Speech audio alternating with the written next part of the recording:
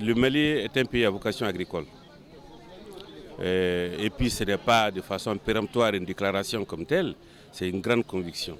Pourquoi elle est soutenue par des actions politiques majeures, le rehaussement de la part budgétaire à l'agriculture 15%, la subvention à l'agriculture 35 milliards par an, et la création d'un fonds national d'appui à l'agriculture.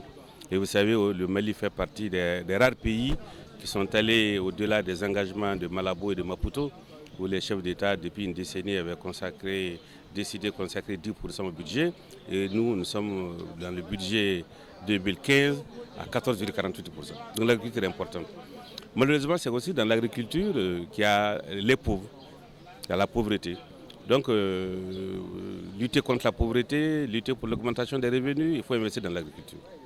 L'agriculture jusqu'ici avait un caractère vivrier, c'est-à-dire qu'on est orienté vers la satisfaction de l'autosuffisance alimentaire. Donc les missions que nous voulons assigner à l'agriculture, compte tenu de son poids et le rythme de son accroissement, donc, sont en contradiction. Il faut donc résoudre cette contradiction.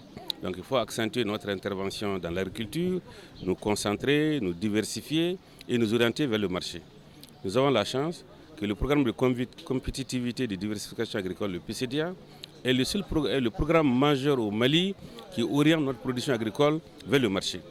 Donc on a ciblé un certain nombre de filières porteuses à haute valeur ajoutée et puis vraiment donc, qui vont renforcer donc, notre capacité d'exportation.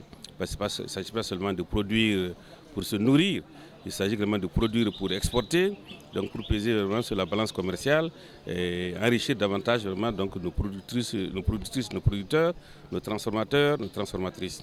Et donc c'est ça tout l'intérêt du PCDA. Donc depuis quelques années, au moins 6 ans, le PCDA est financé et puis intervient, réalise des investissements. Il arrive à son terme le 30 juin. Donc nous avons décidé d'organiser ce forum des investisseurs autour donc, de la filière mangue, qui s'est avérée vraiment donc, la filière la plus porteuse et la filière également dans laquelle nous avons le plus investi. Comment capitaliser nos acquis? Comment renforcer la structuration de la filière transformation, production, transformation, commercialisation?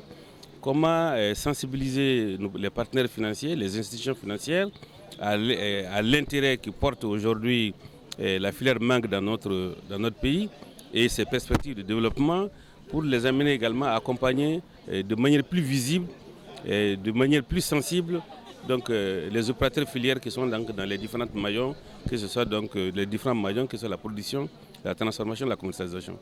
Et je pense que nous avons vu ce matin augure en tout cas donc, de très belles choses.